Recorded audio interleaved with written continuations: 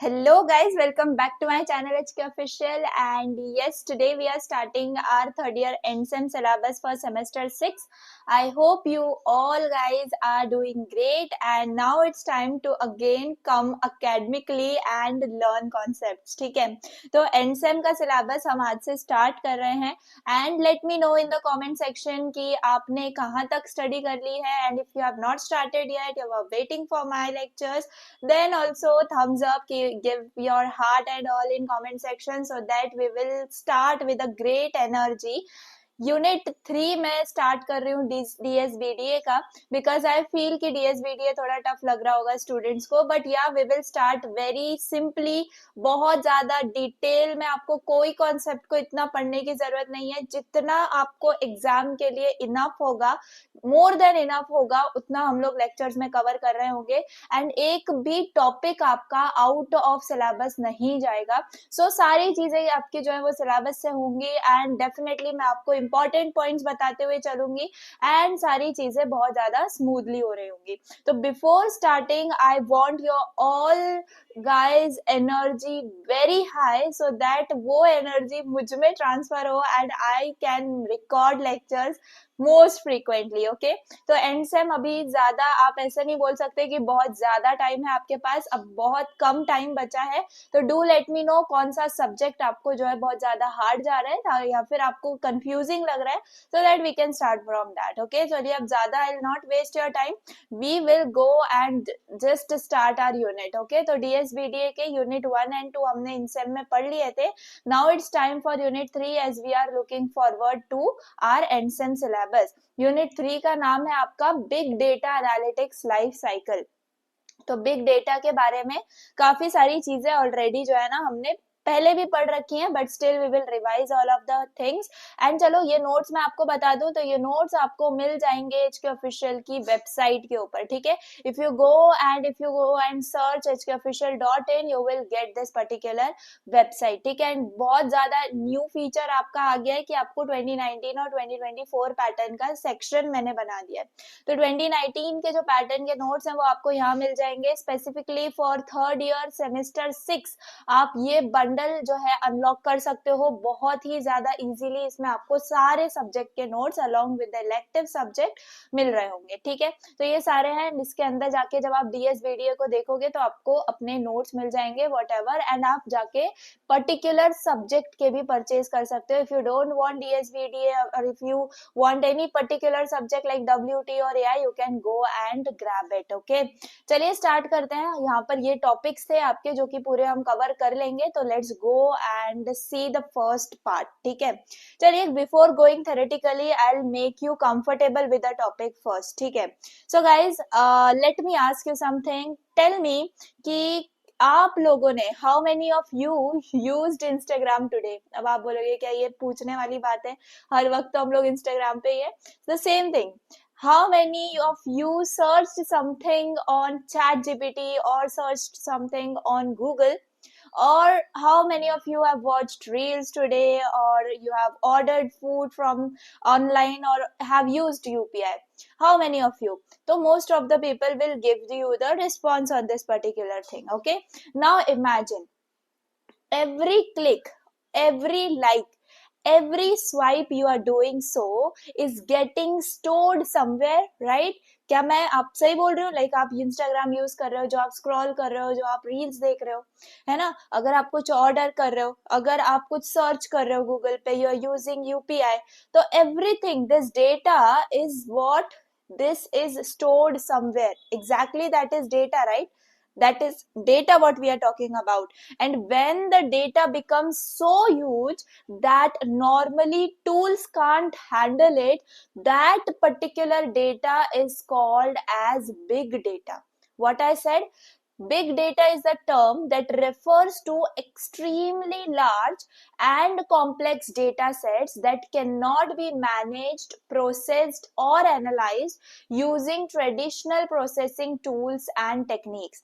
Manually तो करना बहुत दूर की बात है, जो टूल्स और टेक्निक्स नॉर्मली भी अगर हम यूज कर रहे हैं, ट्रेडिशनल जो हम यूज कर रहे हैं, उनसे भी उसको मैनेज करना बहुत मुश्किल हो जाता है. Such a kind of extreme level of data is called as your big data. Fine. The word big in the big data exactly suggest the big amount of data. समझ में आ गई बात. तो ये बिग डेटा के बारे में हमने पहले भी बहुत डिस्कस कर लिया है, तो आई विल नॉट गो डीप. अभी आपको समझ में आ गया कि कहाँ पे मैं किस बिग डेटा की बात कर रही हूँ. ठीक है. अब अगर हम यहाँ पर देखें, we are starting with one of the most important unit. यार ये प्लीज याद रखो, बिग डेटा जो है ये यूनिट आपको बहुत ज्यादा इंपॉर्टेंट है ताकि आप आगे के यूनिट्स को समझ पाओ. तो please focus on this things. Okay. See, अभी हमें इस पर्टिकुलर यूनिट में काफी सारी चीजें हैं, लाइक लाइफ साइकिल है and everything are there in front. Okay.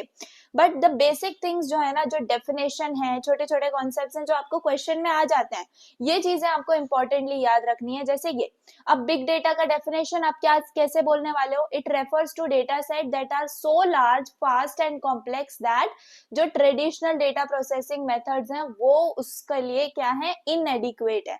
मतलब कि आप वो यूज नहीं कर सकते, they will not work on big data. Fine. So it requires special tools, special technologies and special analytical methods ताकि आप उसमें से एनालिसिस कर पाओ, ताकि आप उसमें से वैल्यूएबल इंसाइट्स एक्सट्रैक्ट कर पाओ.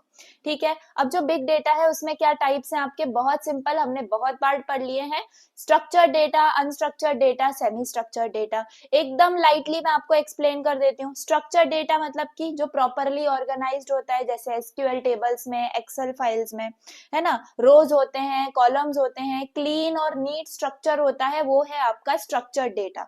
अब आप कैसे लिखोगे? So the data that is organised in a fixed format. Fixed बहुत ज्यादा इंपॉर्टेंट है.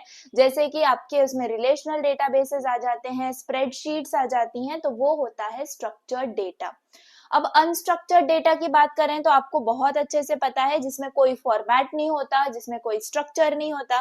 जैसे आपके इंस्टाग्राम के रील्स हो गए, आपके व्हाट्सएप के वॉइस नोट्स हो गए, इमेजेस हो गए, ईमेल्स हो गए, ये सारी चीजें आपके अनस्ट्रक्चर्ड में आती हैं. फाइन. तो most of the world's data is actually what? It is actually unstructured. Fine.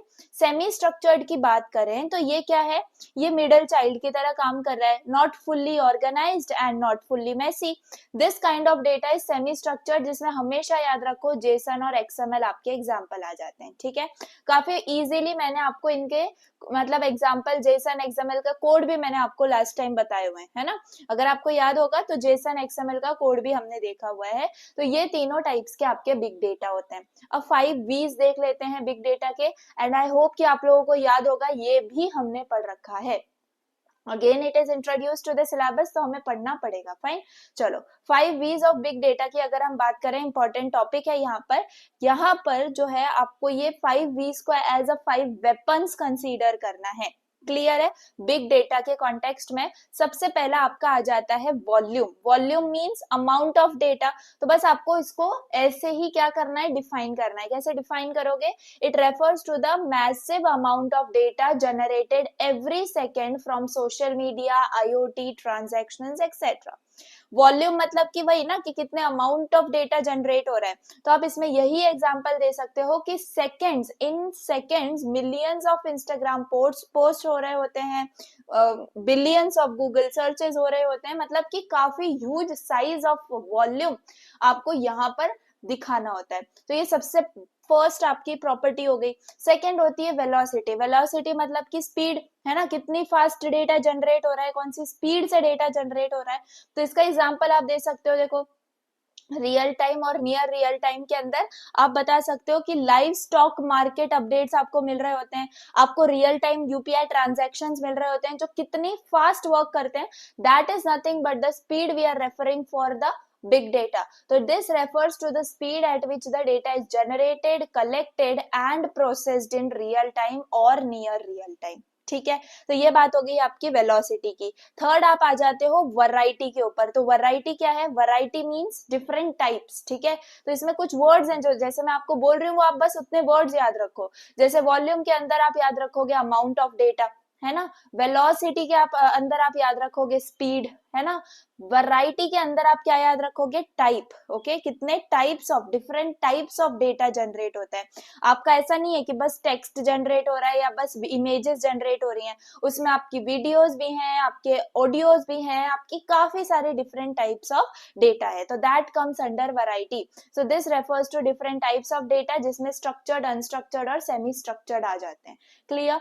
Fourth आपकी आ जाती है वैल्यू गाइज। वैल्यू क्या है, not all data is useful, we know that, तो सिर्फ जो यूजफुल डेटा होता है उसको हम बोलते हैं वैल्यू। तो ये क्या, इसके लिए आप याद रखोगे useful data. So this refers to the usefulness of data.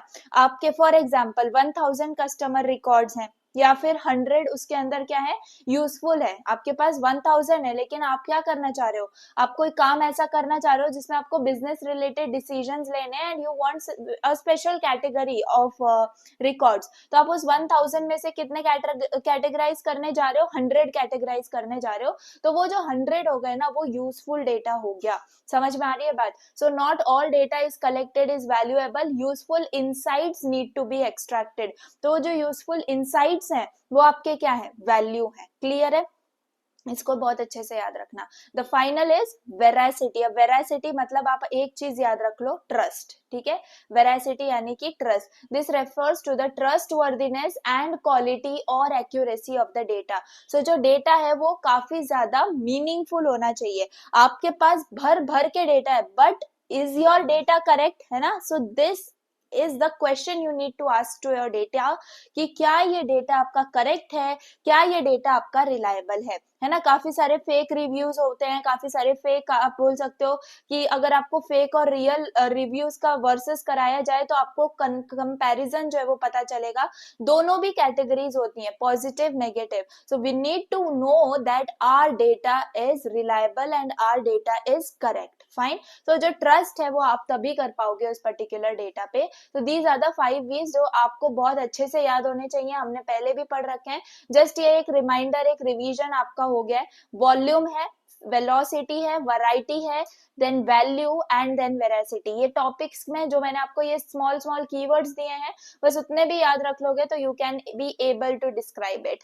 Now let us go ahead and see what is the applications of big data, जो आप बहुत इजीली लिख लोगे एंड आई नो कि मुझे इसमें ज्यादा टाइम वेस्ट नहीं करना है। सी व्हाट इज द एप्लीकेशन, कहाँ एग्जैक्टली बिग डेटा यूज होता है। तो सबसे पहले कस्टमर एक्सपीरियंस के अंदर आ जाता है ना। आपके काफी सारे क्या बोलते हैं, अगर आप वेबसाइट्स पे जा रहे हो, आप डिफरेंट एप्स पे जा रहे हो, customer experience, customer feedback and all चीजें होती हैं। तो उस केस में यहाँ पर आप यूज करते हो and then you can be able to personalise your experience based on behaviour and preferences, ठीक है, लोगों के प्रेफरेंसेस के हिसाब से। लाइक फॉर एग्जाम्पल इंस्टाग्राम आपका जो फीड होती है that depends on what you see, right, what you watch. So exactly that is the application of big data. Machine learning आ जाता है, आप अपने एमएल मॉडल्स को ट्रेन करते हो ऑन लार्ज डेटा सेट। जैसे नेटफ्लिक्स हो गया, मूवीज रेकमेंड कर रहा है, राइट, अमेजॉन हो गया आपके प्रोडक्ट सजेस्ट कर रहा है ना, कंपनीज हो गई आपके डिमांड को प्रेडिक्ट कर रही हैं, बैंक्स हो गए आपके फ्रॉड डिटेक्ट कर रहे हैं। ये सारी चीजों में एमएल होता है। डिमांड फॉरकास्टिंग, अगेन आपकी डिमांड प्रेडिक्ट हो रही है। प्रोडक्ट डेवलपमेंट, आप यहाँ पर क्या कर रहे हो, आप कस्टमर फीडबैक से एनालाइज कर रहे हो एंड अपने प्रोडक्ट में इंप्रूवमेंट्स कर रहे हो। फ्रॉड डिटेक्शन जो मैंने अभी आपको बताया, आप बैंक्स जो है वो different types of features use कर रही हैं, एआईएमएल को यूज कर रही हैं to detect fraud. Then data warehouses, store कर रहे हो आप लार्ज वॉल्यूम ऑफ डेटा, कहाँ स्टोर कर रहे हो, कैसे मैनेज कर रहे हो। Cloud storage, storing big data on platforms like AWS, Hadoop है आपके पास जिसमें आप डिस्ट्रीब्यूटेड स्टोरेज एंड प्रोसेसिंग कर रहे हो लार्ज डेटा सेट का using the clusters. So that's big data which is working behind the scenes, ठीक है। आप इसमें से हर एक चीज याद नहीं रख सकते, आई नो, तो मैं आपको सिर्फ 4 चीजें देती हूँ जो आप याद रख सकते हो। दैट इज नेटफ्लिक्स का एग्जाम्पल याद रख लो जिसमें आप रेकमेंड करवा रहे हो मूवीज को, अमेजोन का याद कर लो जिसमें आप प्रोडक्ट सजेस्ट करवा पा रहे हो, हो, बैंक्स का याद रख लो जिसमें आप फ्रॉड्स डिटेक्ट कर पा रहे हो, कंपनीज का याद रख लो, कंपनीज में क्या हो रहा है भाई, तो कंपनीज के अंदर जो डिमांड है वो प्रेडिक्ट की जा रही है। तो यहाँ पर इंस्टाग्राम का जो आप एग्जांपल याद रख सकते हो, जो मैंने फीड का एग्जांपल दिया, या फिर जो रील्स आप बता सकते हो बेस्ड ऑन योर इंटरेस्ट आपको दिख रही होती हैं, तो ये सारे आपके बिग डेटा के एप्लीकेशंस है। I hope I made it very clear. Now let's go into the challenges. Okay, so everything has problems. So what is the problem related to big data? The first is the data growth. Obviously जो data का size है वो explosively increase हो रहा है ना, बहुत ज्यादा fast, हम imagine नहीं कर सकते इतना explosively आपका जो data volume है वो increase हो रहा है. So this makes storage and management difficult. Clear? फिर आपके पास security issues आ जाते हैं, है ना, आपके पास large data set है, आपको उसको सिक्योर रखना पड़ेगा, आपको उसको अनऑथराइज्ड एक्सेस से, आपको साइबर थ्रेट से उसको प्रोटेक्ट करना पड़ेगा. तो that comes under data security. Then data integration की अगर हम बात करें तो आप कंबाइन कर रहे हो डिफरेंट डेटा सोर्सेस को, right, so here that condition comes. Then data storage है आपके पास इतना मैसिव अमाउंट ऑफ डेटा है, आप उसको स्टोर कैसे करोगे at lower cost, that is again a challenge. Data quality की बात करें तो यहाँ पर आप एक्यूरेसी को, कंप्लीटनेस को, कंसिस्टेंसी ऑफ डेटा को क्या कर रहे हो, इंश्योर कर रहे हो. सिर्फ एक्यूरेसी यहाँ पर याद रख लोगे that would be also enough. तो ये आपको 4-5 चैलेंजेस अच्छे से याद रखने हैं. क्या चैलेंजेस हैं कि बहुत ज्यादा डेटा है, दूसरी बात सिक्योरिटी इश्यूज हैं, उसके बाद इंटीग्रेशन इश्यूज हैं जिसमें आपको अलग अलग डेटा सोर्सेस से कंबाइन करना पड़ता है डेटा, स्टोरेज का कॉस्ट है क्योंकि डेटा बहुत ज्यादा है तो हमें लोअर कॉस्ट में स्टोर करना पड़ेगा, देन डेटा एक्यूरेसी की चैलेंजेस हैं. तो ये सारे चैलेंजेस आप अच्छे से याद रख सकते हो. अब फ्यूचर की बात करें तो what is the future of big data. So बहुत ज्यादा केयरफुली लिसन दिस थिंग. जो बिग डेटा है, ठीक है, बिग डेटा को अगर हम एआई के साथ कंबाइन करते हैं, that is nothing but your future. Clear? बहुत अच्छे से इस चीज को याद रखो क्योंकि ज्यादा ऑटोमेशन होगा, ज्यादा स्मार्ट डिसीजंस आपके होंगे एंड ज्यादा बेटर प्रेडिक्शंस आपके हो रहे होंगे. So if you master this combination ना, big data plus AI, then you are future ready. Clear? So यहाँ पर अगर हम थ्योरेटिकली बात करें तो देखो, volume of data increasing daily across all the sectors. Businesses are approaching the cloud solutions for scalable storage and computing, क्योंकि अब आपके नॉर्मल फ्री टायर के अंदर कोई भी स्टोरेज नहीं हो पा रहा है, डेटाबेस मैनेज नहीं हो पा रहा है. सो बिजनेसेस कहाँ अप्रोच कर रहे हैं, क्लाउड अप्रोच कर रहे हैं. ठीक है, so big data looks promising for the business intelligence and decision making. कैसे कर पाओगे आप स्मार्टर डिसीजंस, कैसे ले पाओगे, if you have AI. Okay, and the integration with AI and ML is expanding the big datas capabilities. तो यहाँ पर आपको इसको याद रखना है. तो अगर फ्यूचर ऑफ बिग डेटा की बात आती है तो ये कॉम्बिनेशन आपको अब याद होना चाहिए. Clear?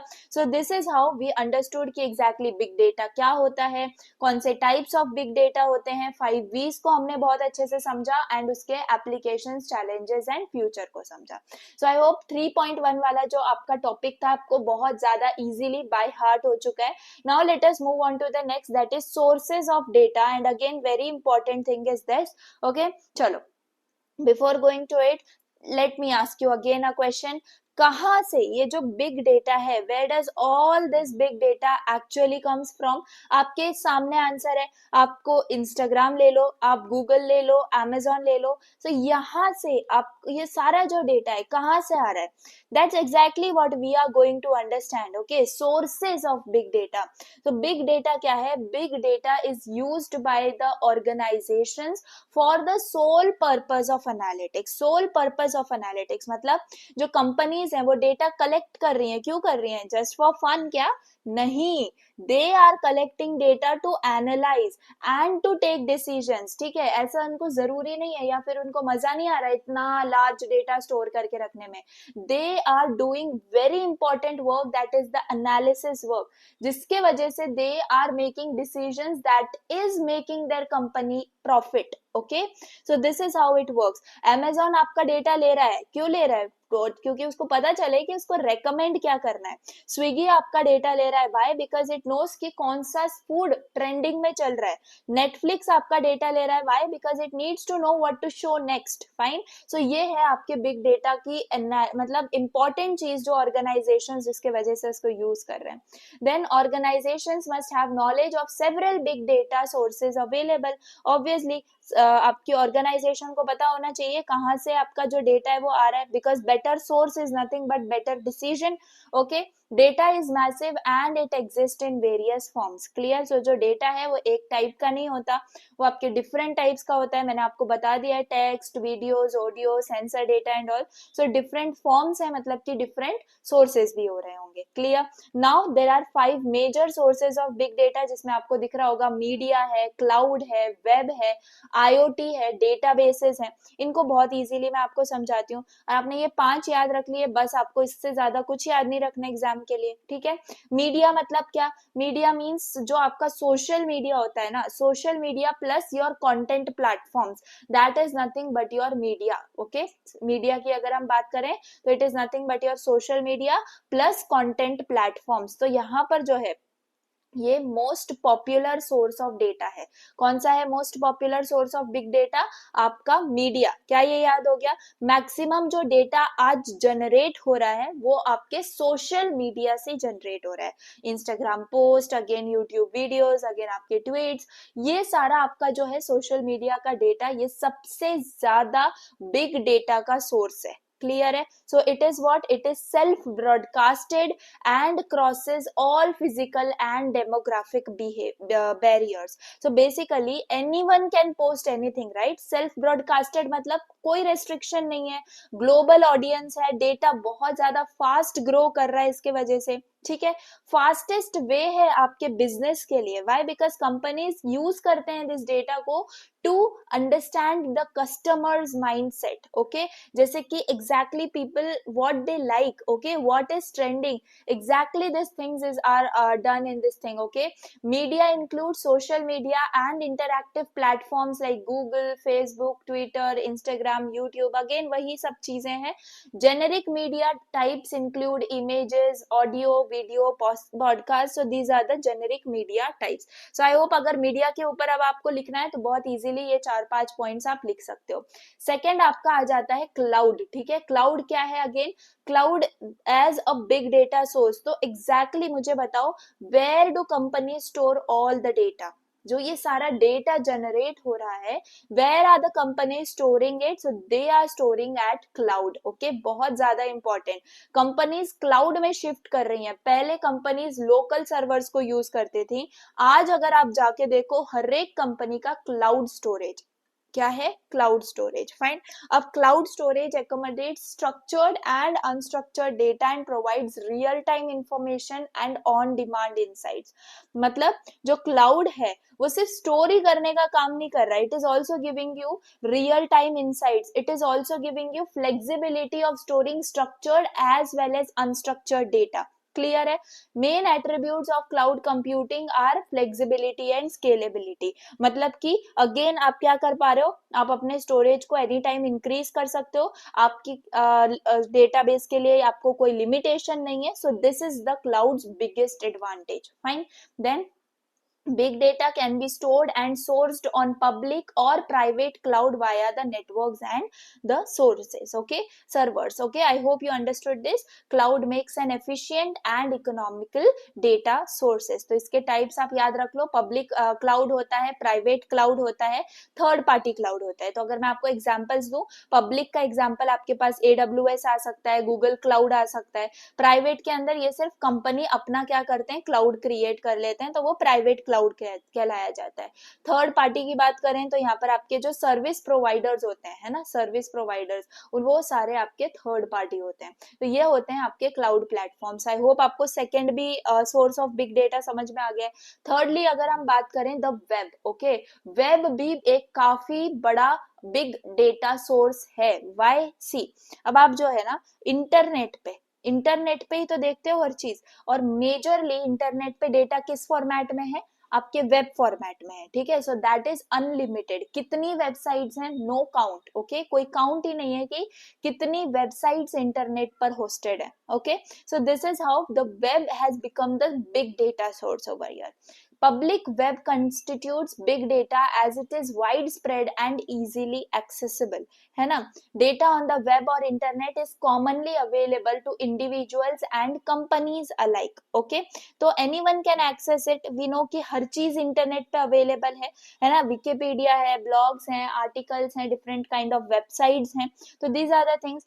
Web services such as Wikipedia provide free and quick informational insights to everyone. Exactly free information available है तो लोग इंस्टेंटली उसको यूज करना चाहते हैं एंड यूज करते भी हैं. That's why it's a big data source. The enormity of the web ensures its diverse usability and is especially beneficial to startups and SMEs as they don't have to develop their own big data infrastructure and repos, okay. तो ये काफी beneficial किसके लिए है, startups के लिए. Why? Because small companies, they don't need their own data. Exactly, they use what? Web data, okay. So this reduces what? This reduces the entry barriers. मतलब new companies, they can start easily. उन्हें starting में आते ही अपने servers को, अपने cloud को create करने की या मेंटेन करने की जरूरत नहीं है. They can directly use the website over there. So new companies can start easily using the available data, okay. तो ये है आपके वेब के बारे में. फोर्थ बिग डेटा सोर्स है आपका IoT, ओके. अब आप बोलोगे IoT, तो यस, आप इमेजिन कर सकते हो आपकी स्मार्ट वॉच है, आपका फोन है, आपका स्मार्ट AC है, आप कुछ भी बोल सकते हैं. So all are generating data continuously, right. So यहाँ पर आपका IoT आता है. डोंट थिंक कि IoT सिर्फ सेंसर्स हैं एंड ऑल. आपका फोन एक IoT डिवाइस है, आपकी स्मार्ट वॉच IoT डिवाइस है, आपके घर में जो भी स्मार्ट अप्लायंसेस हैं वो सारे IoT डिवाइसेस हैं, है ना. सो यहाँ पर मशीन जनरेटेड कंटेंट और data created from IoT constitute a valuable source of big data. तो मशीन जनरेटेड डेटा जो बात हो रही है ना, डेटा जो है वो ऑटोमेटिकली ये डिवाइसेस से क्या हो रहा है, क्रिएट हो रहा है, जनरेट हो रहा है, ओके. सेंसर्स इस डेटा को क्या कर रहे हैं, जनरेट कर रहे हैं. देख लो, data is usually generated from sensors connected to electronic devices. Exactly temperature sensors हैं, मोशन सेंसर्स हैं, लोकेशन सेंसर्स हैं आपके डिवाइसेस के अंदर. The sourcing capacity depending on the ability of sources to provide real time accurate information. Exactly, live data है हमारे पास, है ना. लाइव फिटनेस ट्रैकर है हमारे पास, GPS है. तो ये सारी चीजें कहाँ से आ रही हैं, सेंसर्स से आ रही हैं. IoT devices that generate big data include computers, smartphones, every sensors जो मैंने अभी आपको बताया.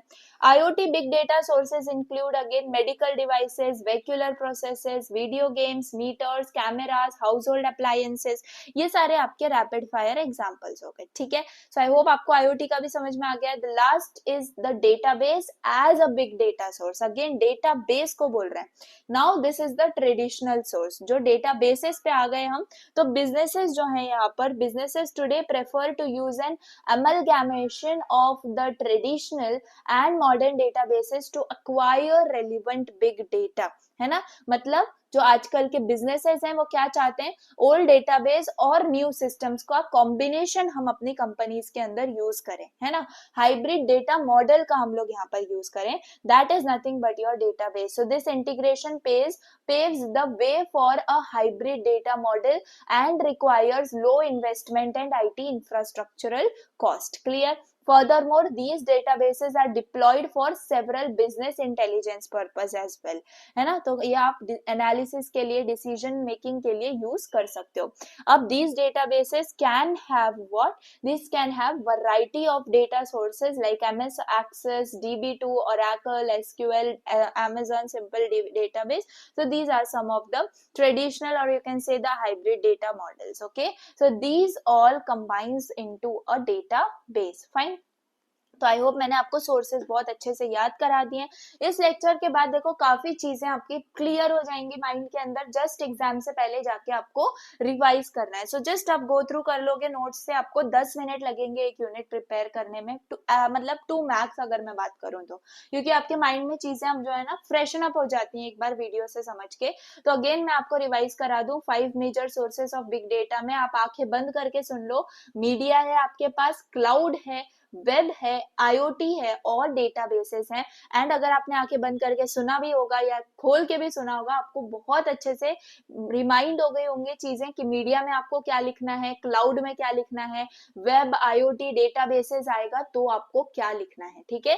That is nothing but the exact preparation what you are doing right now. Okay, चलो, done with the 3.2.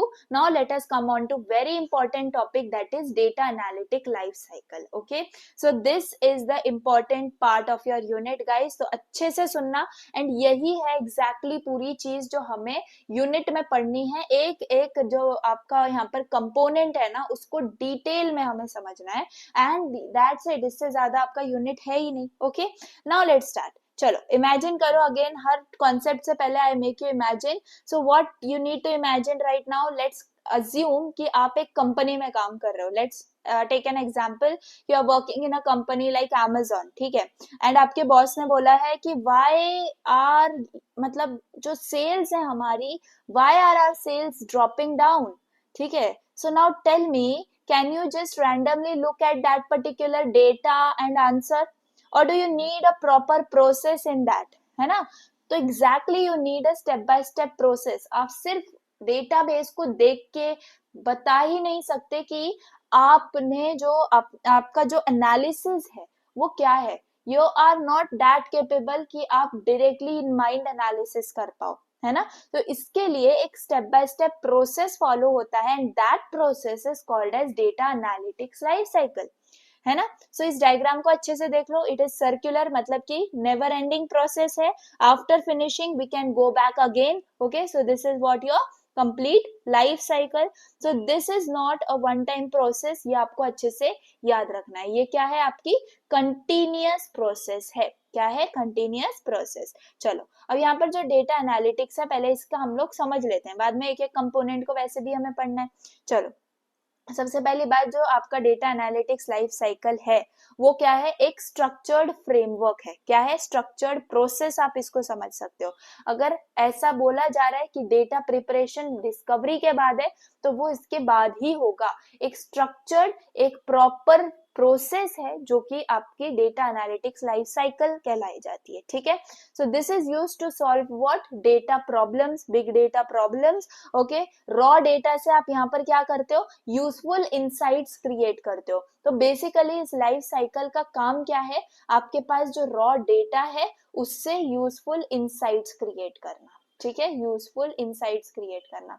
देखो, अभी के हिसाब से if you have not worked on some projects like this में डेटाबेस बहुत ज्यादा इंपॉर्टेंट है, एनालिसिस इंपॉर्टेंट है, then you will never understand कि कितना इंपॉर्टेंट एक डेटाबेस और एक इंसाइट होता है ना। तो whenever you in future or you already have done it, so बहुत अच्छी बात है, but whenever you will understand the importance of database, then frequently आप आके इंसाइट्स को बोलोगे कि yes these are very important. तो अभी के लिए जस्ट अंडरस्टैंड कि ये टॉपिक बहुत इंपॉर्टेंट है इन मॉडर्न लाइफ। ओके, चलो, डेटा एनालिटिक्स लाइफ साइकिल की अगर हमने बात की, अगेन डेटा को यूजफुल जो इंफॉर्मेशन है ना उसमें कन्वर्ट करने का जो स्टेप बाय स्टेप प्रोसेस है वो क्या है, आपकी डेटा एनालिटिक्स लाइफ साइकिल है। चलो, यहाँ पर क्या बोला गया, स्ट्रक्चर्ड फ्रेमवर्क बोला गया, ये मैंने आपको समझा दिया। Now a life cycle is design for big data problems and data science projects, है ना। तो डेटा साइंस प्रोजेक्ट्स हो गए आपके पास, एकदम सिंपल। यहाँ पर आपको जो है ना, जो बिग डेटा की प्रॉब्लम्स है, ठीक है, बिग डेटा की प्रॉब्लम्स है, डेटा साइंस के प्रोजेक्ट्स हैं, इन सब में जो यूज होता है, जो लाइफ साइकिल यूज होती है, वो यही लाइफ साइकिल है ना। ये लाइफ साइकिल आइटरेटिव है to represent the real project. Analyst may revisit the earlier phases as new insights emerge, है ना। अगर आपको कोई और इनसाइट्स चाहिए, आपको अपडेशंस करना है, so again you will revisit the phases you have already visited. Okay, so this is how it works. The life cycle circular form guides data professionals to proceed with the data analytics in one direction, either forward or backward, है ना। समझ में आ रही है बात, बहुत ज्यादा simple form में समझो। आपका जो ये लाइफ साइकिल है, इसको आइटरेटिव क्यों बोला गया है, क्योंकि ये रिपीटेबल है ना। आप नेक्स्ट स्टेप पर भी जा सकते हो, अगर आपको रियलाइज हो रहा है कि कुछ मिस्टेक हो रही है, can also go come back. Okay, so this is not like कि आपको आगे ही बढ़ते रहना है, this is not like the way. Steps are connected in a loop, we know, not start to end but continuous cycle. Okay, so this is what the complete directions look like. Okay, now यहाँ पर आपको बोला जा रहा है it defines the roadmap of how data is generated, collected, processed, used and analyzed to achieve the business goals. Exactly, आपको सारी चीजें यहाँ पर जो है वो पता चल जाती हैं। It offers a systematic way to manage data for converting it into information that can be used to fulfill the organizational and जो project है उसके goals. तो basically मैं आपको simple language में explain करूँ तो यहाँ पर आपको ऐसा समझना है कि आपके पास raw data है, आपके पास useless data है, ठीक है, raw data in the sense useless data है। कब तक वो रॉ कहलाया जाएगा या यूजलेस कहलाया जाएगा? Until we analyse it. So final goal हमारा यही है कि हमें इंसाइट्स चाहिए, हमें डिसीजन मेकिंग करना है। So that comes from the data science life cycle. Okay, importance की बात करें तो it provides a clear road map, ये आपको समझ में आ गया है ना, कोई कंफ्यूजन नहीं है, क्लियर स्टेप्स आपके सामने रखे हैं, आपको यही फॉलो करने हैं। Secondly, it ensures consistency and repeatability in data science projects. Clear है, the same process आपको follow करनी है, so it can be used again and again as well. Team collaboration है, different teams that can work together smoothly, right? Then it reduces errors because everything is structured. एक structure अगर आपको पता चल गया है कि इसी flow में आपको काम करना है तो इसमें errors आने की जो possibility है बहुत कम हो जाती है ना। So that's why it reduces errors, aligns with the business goals, क्योंकि end goal क्या है हमारा कि हमें business को improve करना है, right? So this is how the importance of data analytics work. Okay, अब फेजेस की बात करें तो डेटा एनालिटिक्स लाइफ साइकिल के अंदर ये 6 फेजेस हैं जो आपको अच्छे से याद रखने हैं और लाइफ साइकिल को भी ऐसे ही आपको बना के दिखाना है, ठीक है। तो सबसे पहला आपका फेज क्या है देख लो। सबसे पहला मैं एकदम सिंपल लैंग्वेज में एक एक फेज को समझा देती हूँ। तो ये जो फेजेस अगेन है आपको इसको बहुत अच्छे से याद रखना है, मैं आपको बोल रही हूँ ये क्वेश्चन आपको 100% आने के चांसेस हैं, तो प्लीज इसको अच्छे से याद कर लेना। सबसे पहला आपका फेज आ जाता है डिस्कवरी। क्या आ जाता है? डिस्कवरी। डिस्कवरी यानी कि अगेन आपका फर्स्ट स्टेप है जिसके अंदर आप प्रॉब्लम अंडरस्टैंड करते हो। क्या करते हो आप? प्रॉब्लम अंडरस्टैंड करते हो। जैसे अभी मैंने पूछा था कि आपका बॉस आपको पूछ रहा है क्यों हमारी सेल्स ड्रॉप हो रही है, तो यहाँ पर ये why are sales dropping, this is nothing but the problem. Okay, तो यहाँ पर आपको बिजनेस अंडरस्टैंड करना पड़ता है, प्रॉब्लम डिफाइन करनी पड़ती है। कोई डेटा नहीं आया है, जस्ट आप क्या कर रहे हो यहाँ पर समझ रहे हो, just you are thinking, that is nothing but discovery. Okay, data preparation की अगर हम बात करें तो यहाँ पर आके अब आप अपने जो डेटा है उसको कलेक्ट करते हो। यहाँ पर कोई डेटा आपका था क्या? नहीं था डिस्कवरी में। डेटा प्रिपरेशन में आके आप अपने डेटा को कलेक्ट करते हो। एग्जाम्पल आपका सेल्स डेटा हो गया, मैं लिख के बता दूं तो सेल्स डेटा हो गया, आपके कस्टमर का डेटा हो गया। So these data are nothing but the data which is collected in data preparation phase. Okay, तो मतलब ऐसा समझ लो कि सारा जो डेटा है वो यहाँ पर आप क्लीन कर रहे हो, आप एरर्स रिमूव कर रहे हो, ट्रांसफॉर्म कर रहे हो। समझ में आ गई बात? Okay, then model planning. अब आपको डिसाइड करना है कि आपकी जो प्रॉब्लम है वो आपको सॉल्व कैसे करनी है, कौन सी टेक्निक आपको यूज करनी है, कौन सी एल्गोरिदम को आपको यूज करना है। जैसे एमएल की बात करें तो हमें सबसे पहले समझना पड़ता है कि भाई रिग्रेशन यूज करना है, क्लासिफिकेशन यूज करना है। So that is nothing but model planning guys. Okay, so here you just plan your models, आप अपने टेक्निक्स, टूल्स, वर्कफ्लोज को सिलेक्ट कर रहे होते हो। देन मॉडल बिल्डिंग करते हो। मॉडल बिल्डिंग यानी कि एक्चुअली यहाँ पर आके आप अपनी कोडिंग को स्टार्ट करते हो, मतलब अपने मॉडल ट्रेन करते हो, इवैल्यूएट करते हो, वैलिडेट करते हो, टेस्ट करते हो। सिंपल लैंग्वेज में बताऊं तो ट्रेन करते हो और टेस्ट करते हो अपने मॉडल्स को, simple. So this is where the developers work. कौन से फेज पे डेवलपर्स काम करते हैं? मॉडल बिल्डिंग के फेज पे मॉडल्स डेवलपर्स काम करते हैं। फाइन, सो ये 4 पॉइंट्स आपको समझ में आ गए फेजेस के। Now fifth one is your communication results. Now results आपके रेडी हैं, इफ यू कांट एक्सप्लेन तो अगेन इट्स यूजफुल, तो आप यहाँ पर ग्राफ्स का यूज करते हो, चार्ट्स का यूज करते हो, है ना। अगर आपको बॉस को दिखाना है तो आप सिंपल ऐसे टेक्स्ट नहीं कर दोगे ना व्हाट्सएप पे, hey boss sales are increased by 20%, ऐसे आप नहीं है व्हाट्सएप पे मैसेज करोगे, आप एनालिसिस दिखाओगे, आप प्रॉपर अपना पाई चार्ट दिखाओगे कि कि भाई सर ये है 20% सेल्स जो इंक्रीज हुई है, उसके वैलिड रीजंस आपके पास होने चाहिए, इनसाइट्स आपके पास होने चाहिए. So that is where the fifth phase come into picture. Okay, operationalise की बात करें तो this is the final step जिसमें आप क्या करते हो, इम्प्लीमेंट करते हो. ठीक है, आपने पूरी वेबसाइट बना ली, प्रोजेक्ट कर लिया, सब कुछ हो गया. नेक्स्ट लास्ट स्टेप क्या होता है, डिप्लॉय करना. सो ये वो डिप्लॉयमेंट वाला फेज है. यहाँ पर आप अपने मॉडल को डिप्लॉय कर देते हो इन रियल सिस्टम. ठीक है, सो यहाँ पर फिर आप आगे जाके अपने परफॉर्मेंस मॉनिटर करते हो and all. But these are the 5 to 6 phases I said. These are very important data analytics phases जो आपको याद रखने. अगेन डिस्कवरी है आपके पास, डेटा प्रिपरेशन है, model planning, model building, communication and operationalise. याद नहीं रहने वाले हैं तो कुछ नहीं, बस ऐसे याद रख लो. ठीक है, सिंपल. तो ये आपको अच्छे से याद रखना है, DDMMCO. क्लियर, तो ये आपको क्लियरली याद हो गया होगा. ठीक है, सो यहाँ पर कुछ नहीं करना है. अगर आपको डेटा एनालिटिक्स का बेसिक क्वेश्चन आता है, डिटेल में ऐसा आपको कोई स्पेसिफिक फेज नहीं आया है, जस्ट आपको लाइफ साइकिल को एक्सप्लेन करना है, तो ये जो आपका सर्कल है ये बहुत अच्छे से ये फ्लो को आपको बताना है. इसमें आप डिस्कवरी से स्टार्ट करोगे, data preparation, model planning, model building, operationalise, communication, results, ऐसे जाओगे. सिमिलरली मैं आपको इसकी बहुत इंपॉर्टेंट चीज बताऊं तो आपको ये 2 साइडेड एरो याद रखना है. ठीक है, एग्जाम में you just make 1 sided arrow which is not correct. आपको 2 साइडेड एरो जो है वो ही यहाँ पर क्रिएट करना है. क्लियर है? सो आई होप आपको एकदम बेसिक चीज समझ में आ गई है. आपको कैसे लिखना है मैंने आपको डायग्राम बता दिया. बेसिक इंट्रो आप दोगे, इंपॉर्टेंस लिखोगे, देन उसके बाद एक एक फेज को छोटे छोटे लैंग्वेज में एक्सप्लेन कर दोगे. समझ में आ गई by now? Let's go and just see phase by phase. So in phase 1 that is your discovery phase, as I told you कि यहाँ पर हम लोग प्रॉब्लम जो है ना वो फाइंड आउट करने की कोशिश करते हैं. जैसे अभी आपके बॉस ने बोला कि भाई सेल्स ड्रॉप हो रहे हैं, फाइंड द रीजन. सो यहाँ पर जो है आप क्या करोगे, यहाँ पर आप सबसे पहले प्रॉब्लम अंडरस्टैंड करोगे. So that is the phase we call it as discovery phase. Okay, discovery phase का मतलब है आप अपने बिजनेस को समझ रहे हो. सबसे पहले आप अपने बिजनेस डोमेन को समझ रहे हो, आप ऑब्जेक्टिव्स डिफाइन कर रहे हो, अपने बिजनेस के एग्जैक्टली क्या ऑब्जेक्टिव्स हैं, फिर आप अपनी प्रॉब्लम को जो है वो फ्रेम कर रहे हो. मतलब सिंपल वर्ड्स में आप प्रॉब्लम समझ रहे हो बिफोर सॉल्विंग इट, है ना. कोई भी प्रोजेक्ट आप बनाने जा रहे होते हो तो उससे पहले आप उसकी प्रॉब्लम्स देखते हो कि करंटली सोसाइटी में क्या प्रॉब्लम्स हैं जिसके लिए मुझे ये प्रोजेक्ट बनाना जरूरी है.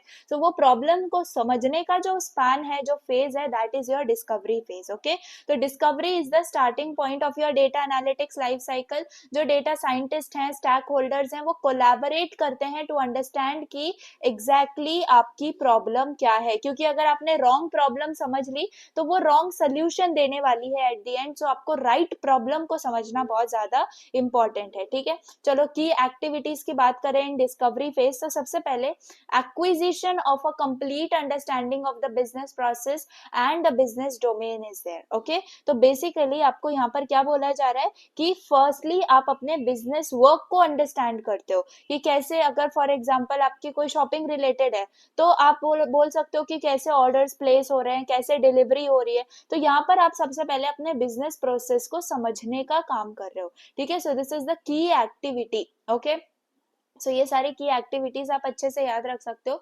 This consist of recognising the key metrics and KPIs against which the business uses to measure the success. तो केपीआईज आइडेंटिफाई करना मतलब केपीआई यानी कि की परफॉर्मेंस इंडिकेटर्स, है ना. तो यहाँ पर आप मैट्रिक्स का यूज करते हो ताकि आप मेजर कर पाओ सक्सेस क्या है. एग्जाम्पल आप सेल्स, आप बोल सकते हो सेल्स क्या है ना. आप अपना प्रॉफिट देख रहे होते हो, तो ये सारे क्या है आपके की परफॉर्मेंस इंडिकेटर्स हैं जिसको हम केपीआईज बोलते हैं, है ना. तो ये सब आपको इनके मैट्रिक्स पता होना जरूरी है ताकि आप अपने बिजनेस को अंडरस्टैंड कर पाओ. Okay, then you have to identify business questions as well, है ना. आपको पता होना चाहिए what questions are we trying to answer. ये आप इसका जवाब आपके पास होना चाहिए. क्यों कस्टमर्स लीव कर रहे हैं, क्यों आपका प्रोडक्ट जो है वो प्रॉफिटेबल नहीं हो पा रहा है, इन सबके क्वेश्चंस आपके पास रेडी होने चाहिए. ठीक है, फिर आप क्या करते हो, हो, आप टाइमलाइन डिफाइन करते हो. क्या करते हो? टाइमलाइन डिफाइन करते हो. That the businesses users are attempting to answer in support and targeted. तो ये बात हो गई. यहाँ पर they should contain the occurrences and optimal timelines, जो मैंने आपको बात किया. कब, when do we need the answer exactly. एक वीक में आपको आंसर चाहिए, 1 मंथ में आपको आंसर चाहिए, वो टाइमलाइन भी आपको पता होनी चाहिए. Evaluating the available resources and going through the process of forming the business problem as an analytical hypothesis. यानी कि what do we have exactly, आपके पास क्या क्या है, आपके पास डेटा अवेलेबल है क्या, आपके पास टूल्स हैं क्या, आपके पास टीम अवेलेबल है क्या. तो ये सारे अवेलेबल रिसोर्सेज भी आपको इवेल्युएट करने पड़ते हैं. Okay, then we can talk about the analytics hypothesis. यहाँ पर आपके पास एनालिटिक्स होना बहुत ज्यादा जरूरी है. This is gold I will say, क्योंकि यहाँ पर आप अजम्पशन करते हो, you make an assumption over here. आपके जो सेल्स ड्रॉप हो रहे हैं उसका आंसर आप इस फेज में मतलब ऐसे बता रहे होते हो कि भाई सेल्स ड्रॉप हो रहे हैं because of high prices. Later हम इसको टेस्ट करने वाले हैं. ठीक है, तो this is how the phase activities work. Okay, आपको मतलब पता है लेकिन फिर भी आप क्या कर रहे हो, आप बताओगे कि हाँ हम डॉक्यूमेंट क्रिएट करेंगे एंड आपको प्रॉपर इनसाइट्स दे देंगे. ठीक है, तो this is how it works. And at last आप क्या करते हो, अपना प्लान क्रिएट करते हो एंड यू वर्क अकॉर्डिंगली. अब यहाँ पर देख लो, ये कॉन्सेप्ट स्टडी है, इसके अंदर यूज केस समझ में आ जाएगा. अब आप क्या समझोगे कि इसमें यूज केस क्या है, तो exactly what is the use case, what is the end goal, what is the budget, what are various specifications, these are the things you answer during the discovery phase. Okay, तो discovery phase कुछ नहीं, आप सिर्फ question पूछते हो and अपनी problem understand करने का काम करते हो. एडिशनल एस्पेक्ट्स क्या है, वेयर एग्जैक्टली मैं आपको समझाऊं तो where will the results be used. Exactly आप उन रिजल्ट्स को कहाँ यूज करने वाले हो.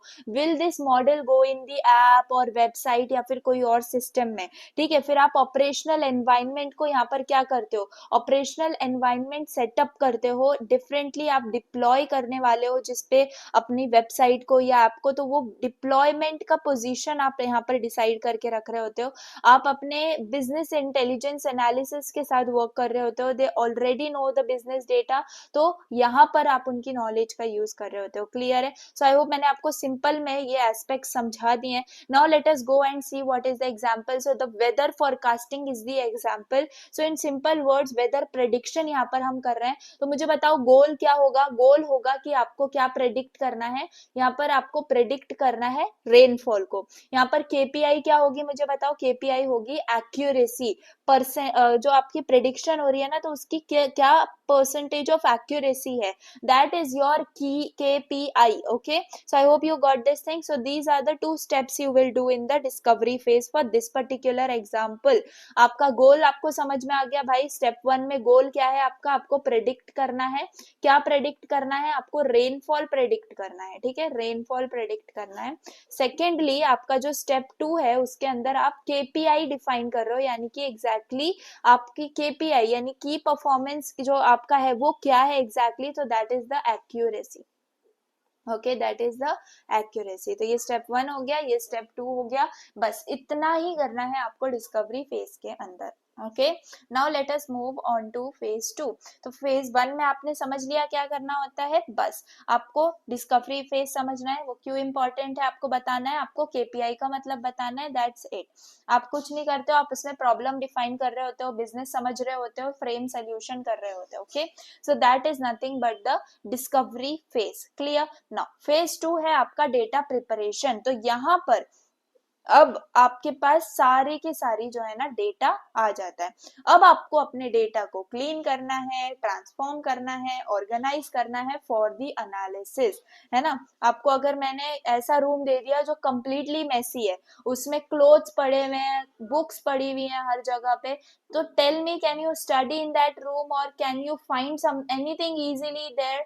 No, right? So first you need to clean and organize it and तभी आप उसका कोई यूज कर पाओगे. That is nothing but the process, you can say what happens in data preparation.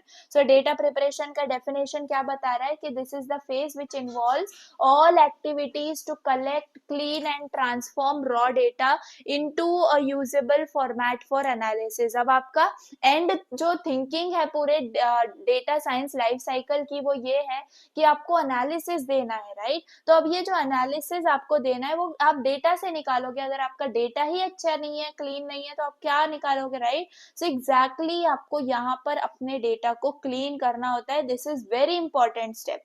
Okay, तो डेटा प्रिपरेशन का मतलब होता है कि आप अपने डेटा को कलेक्ट कर रहे हो, क्लीन कर रहे हो, ट्रांसफॉर्म कर रहे हो, ऑर्गेनाइज कर रहे हो, सो दैट आप इसको एनालाइज कर पाओ प्रॉपरली. ओके, तो सिंपल लैंग्वेज में this is typically the most time consuming phase. इसके अंदर आप क्या कर लेते हो, 60 to 80% ऑफ प्रोजेक्ट टाइम आपके डेटा प्रिपरेशन में जाता है. तो ये बात आपको अच्छे से याद रखनी है. 62% टाइम आपका कहाँ जाता है, डेटा प्रिपरेशन में. क्योंकि अगर आपने किया होगा फीचर इंजीनियरिंग वाला काम तो आपको पता होगा. ठीक है, सो बेसिकली 60 to 80% टाइम आपका टोटल प्रोजेक्ट का यहाँ पर जा रहा होता है. हम कोई कोडिंग नहीं कर रहे होते, हम सिर्फ अपने डेटा को यहाँ पर क्लीन कर रहे होते हैं. ठीक है, सो यहाँ पर देख लो आपके just like discovery was the starting point. तो अब हम डेटा प्रिपरेशन पे आ गए, is where the actually work आपका जो स्टार्ट होता है वहां पे. Okay, now let us understand with this. ठीक है, की एक्टिविटीज क्या है आपकी डेटा प्रिपरेशन फेज की. सबसे पहला है आपका एनालिटिक सैंडबॉक्स, यानी कि providing an analytical workshop, analytical sandbox जिसको बोलते हैं, where the data scientist can work free of the contents of a production data warehouse environment.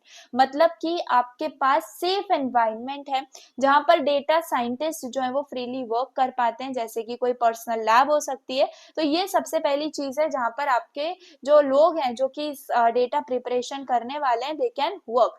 Then आप क्या करते हो, अपने एनालिटिकल एनवायरनमेंट को सेटअप करने का काम करते हो. Systems should be ready, right? So यहाँ पर आपके पास इनफ स्टोरेज होनी चाहिए, इनफ प्रोसेसिंग पावर होनी चाहिए. देन आपके पास it is the process of obtaining, cleaning, aligning and examining the data. So इसको ब्रेक करो. कैसे ब्रेक करोगे, ऑब्टेनिंग का करना मतलब आप क्या कर रहे हो, कलेक्ट कर रहे हो अपने डेटा को, है ना, कलेक्ट कर रहे हो. देन उसके बाद क्लीनिंग है, मतलब कि आप एरर्स रिमूव कर रहे हो.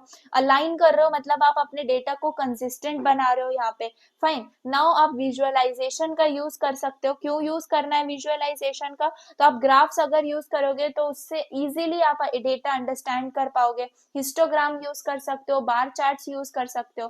Then you can recognise the outliers and gaps also. Okay, so which is very very important. आप अनयूजुअल वैल्यूज फाइंड आउट कर सकते हो, जिससे कि आपको अपने डेटाबेस में अगर कहीं गलती है तो वो समझ में आ जाएगी. जैसे अगर एज का डेटा है एंड आपके पास प्रॉपर एज है भाई, लेकिन एक की एज 200 है, तो कभी किसी की एज 200 यहाँ पर नहीं हो सकती है. तो वहां पर यू कैन डिटेक्ट कि आपके डेटाबेस में मिस्टेक है. तो यहाँ पर आपको इसकी मिसिंग वैल्यूज भी समझ में आ जाती हैं, आपकी गलत मिस्टेकन वैल्यूज भी पता चल जाती हैं. सो यहाँ पर आप क्या चेक कर रहे होते हो, डेटा क्वालिटी को चेक कर रहे होते हो. क्लियर? अब मेन कॉन्सेप्ट्स पर आ जाते हैं. तो डेटा प्रिपरेशन के अंदर याद रखो ये 4 चीजें होती हैं जो कि मेन कॉन्सेप्ट्स हैं. सबसे पहला डेटा क्लीनिंग है आपके पास. तो यहाँ पर अब आप क्या करते हो, आप एरर्स रिमूव करने का काम करते हो. क्या करते हो आप, एरर्स रिमूव करने का काम करते हो फ्रॉम डेटा. किसके अंदर, डेटा क्लीनिंग के अंदर. यहाँ पर आप मिसिंग वैल्यूज को फाइंड आउट करते हो, नल वैल्यूज को फाइंड आउट करते हो, रॉन्ग डेटा को फाइंड आउट करते हो. तो यहाँ पर ये जो नल होता है ना, नल जो चीजें हैं वो सारी यहाँ पर आप फिगर आउट करते हो, उनको रिप्लेस करते हो या उनको रिमूव करने का काम कर रहे होते हो. ठीक है, सेकेंड है आपका डेटा ट्रांसफॉर्मेशन. तो यहाँ पर आप क्या करते हो, कन्वर्ट कर रहे होते हो अपने डेटा को. किसमें कन्वर्ट करते हो आप, इनटू प्रॉपर फॉर्मेट. ठीक है, इनटू प्रॉपर फॉर्मेट. क्योंकि आपका जो डेटा है वो प्रॉपर फॉर्मेट में होना बहुत जरूरी है ताकि आप उसको नॉर्मलाइज कर पाओ, है ना. तो इसमें आप नॉर्मलाइज करते हो वैल्यूज को, आप कन्वर्ट करते हो टेक्स्ट को नंबर्स में या किसी भी ऐसे फॉर्मेट में जिसमें आपको इंपॉर्टेंट है. तो इसमें नॉर्मलाइजेशन टेक्निक्स यूज होती हैं, आपके पास ट्रांसफॉर्मेशन एंड एग्रीगेशन हो रहा होता है डेटा का.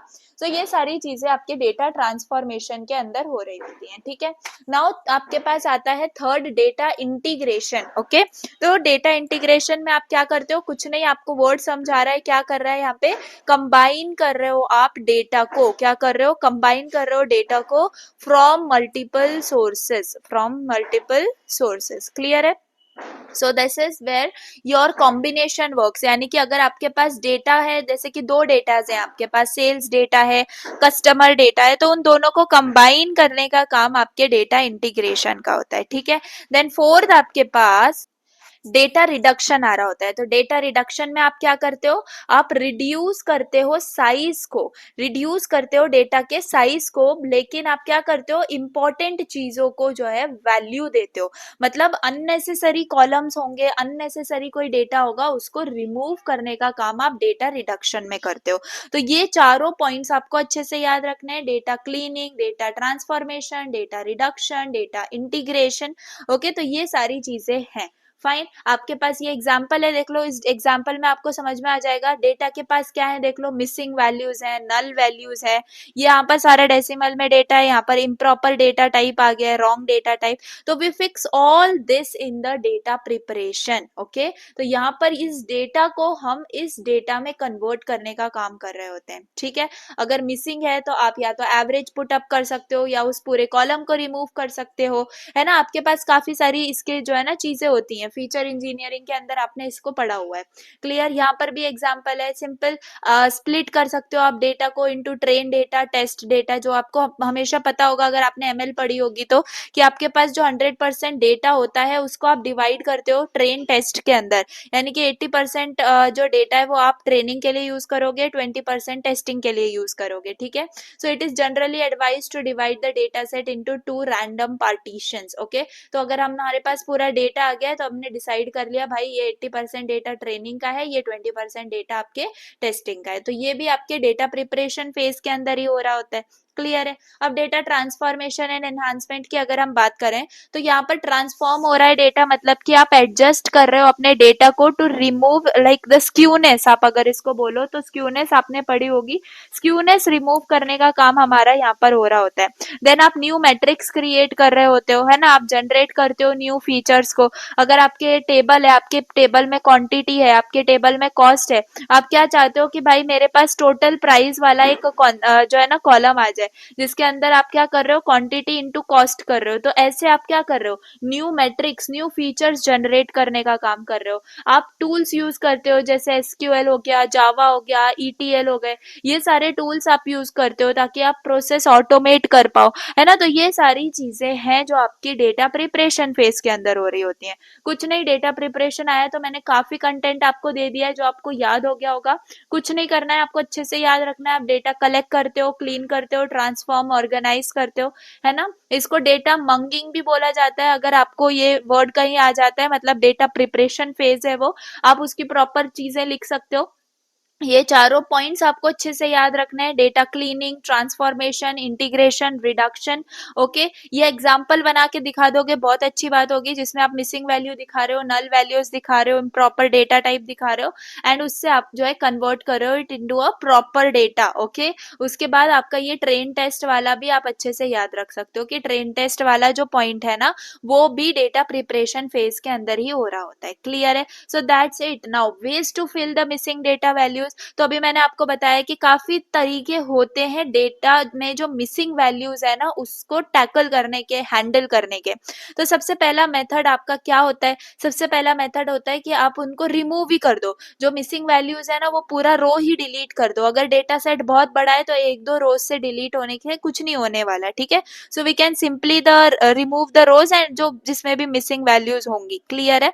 तो ये काफी इजी मेथड है। सेकेंड मेथड ऐसा है कि अब आप क्या करोगे, ये तो फर्स्ट मेथड हो गया। सेकेंड मेथड ये है कि आप उसको फिल कर दो विद द मीन, यानी कि एवरेज से रिप्लेस कर दो, ताकि आपका जो है ना इंस्टेड ऑफ डिलीटिंग आप कुछ ना कुछ वैल्यू उसके अंदर पुट अप कर रहे होगे। ठीक है, तो आपका डेटा लॉस भी नहीं होगा एंड एवरेज है तो उस पर कोई फर्क भी नहीं पड़ेगा। ठीक है, सो इन दोनों में से कौन सा मेथड बेटर है, कौन सा मेथड आप समझते हो बेटर है? तो अगर स्मॉल डेटा है तो आप मीन का यूज करोगे, है ना, ये वाला डेटा यूज करो, मेथड यूज करोगे। और अगर लार्ज डेटा है तो आप ये वाला डेटा जो मेथड है वो यूज कर रहे होगे, क्योंकि अगर काफी बड़ा डेटा है, मिलियंस ऑफ रोज है उसके अंदर, तो 100-200 रोज डिलीट होने पर भी उसमें कोई असर नहीं पड़ने वाला।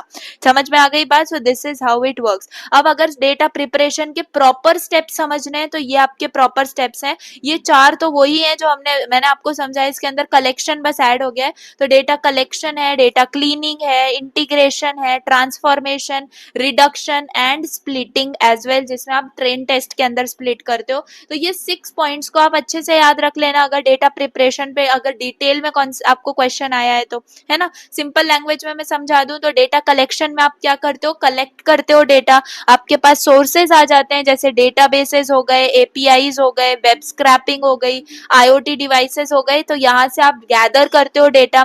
फिर डेटा क्लीनिंग है, क्लीनिंग के अंदर आप डेटा क्लीन कर रहे हो, मतलब मिसिंग वैल्यूज हैंडल कर रहे हो, डुप्लीकेट्स रिमूव कर रहे हो, एरर्स फिक्स कर रहे हो, ठीक है। फिर डेटा इंटीग्रेशन में मैंने आपको पहले ही बता दिया, मल्टीपल डेटा सेट्स कंबाइन करने का काम आप कर रहे हो, है ना। फिर डेटा ट्रांसफॉर्मेशन के अंदर आप डेटा के टाइप को कन्वर्ट कर रहे हो ताकि वो यूजेबल फॉर्मेट के अंदर चला जाए, उसमें नॉर्मलाइजिंग होती है, इनकोडिंग होती है, डेटा स्केलिंग होती है, ठीक है। देन डेटा रिडक्शन के अंदर आप डेटा के साइज को रिड्यूस करते हो by removing irrelevant columns. Then data splitting के अंदर आप ट्रेन टेस्ट के अंदर स्प्लिट कर रहे होते हो।